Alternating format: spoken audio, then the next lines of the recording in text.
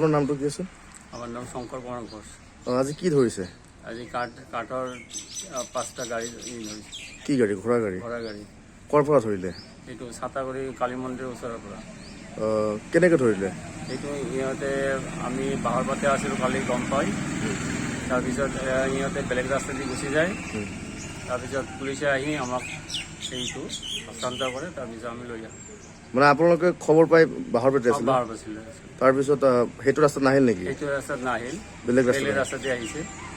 তাৰপিছত আপোনাৰ পুলিচে ধৰিলে? পুলিচে ধৰিছে, পেট্ৰলিং পাৰ্টি নেকি? পেট্ৰলিং পাৰ্টিয়ে ধৰিছে, ধৰি আমাক খবৰ দি জনাই দিছে, ইহঁতে ধৰাই দিছে। কি কাঠ ধৰিলে?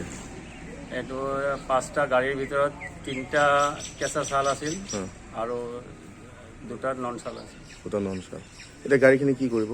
বস্তুখিনি ৰেঞ্জ অফিচত পঠাই দিব? ৰেঞ্জ অফিচত পঠাই দিব। মানুহ ধৰিছে নেকি কোনো? মানুহ ধৰা নাই। ঠিক আছে।